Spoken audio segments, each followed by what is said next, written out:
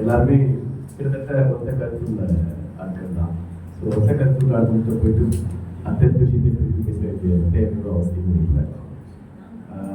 அன்வர் சொன்னாங்க ரொம்ப இயல்பாக நடந்தது. நான் பார்க்குறேன் இன்னைக்கு இந்த மாதிரி நிகழ்வு நான் இங்கே வந்து ஒரு அரசியல் பங்கேற்பாளர் இன்னைக்கு அது வந்து வெறும் இயல்பாக நிகழ்வாக இல்லை. சூழலை நம்ம புரிஞ்சுக்கிறதும் சூழலை நம்ம ஒத்துக்கிறதும் அவசியம் அப்படிங்கிறது ஒரு பீஃப் இதுக்கு முன்னாடி இயல்பாக சாப்பிட்டு இருக்கலாம். இன்னைக்கு பீஃப் சாப்பிட்டா அது வந்து ஒரு அரசியல் இருக்கு.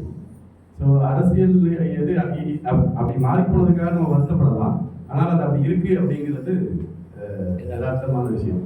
ஸோ எனக்கு ஒரு ஆப்பிரிக்கன் கவிதை ஒரு ஞாபகத்துக்கு உன் புன்னகை எவ்வளவு அழகாக இருந்தாலும் பரவாயில்லை, அதை என் உள்ளத்தில் ஒட்டாதே, எனக்கு என் புன்னகையே அழகானது அப்படின்னு.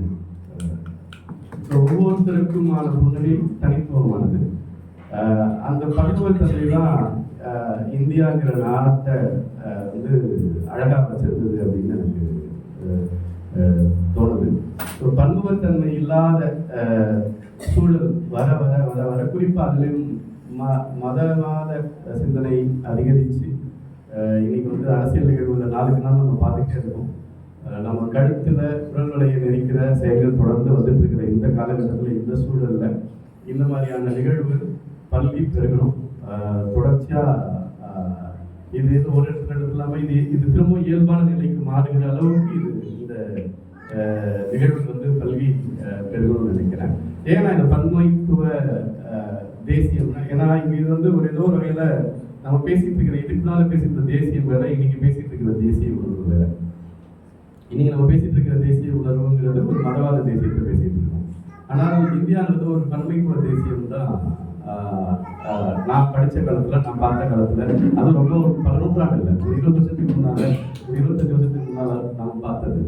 ஸோ இன்னைக்கு வந்து அது ஏதோ ஒற்றைத்தன்மையை நோக்கி நகர இங்கே வந்து ஏற்புத்தன்மையிலிருந்து நம்ம ரொம்ப விலகி போயிட்டே இருக்கணும் அப்படின்னு தோணுது.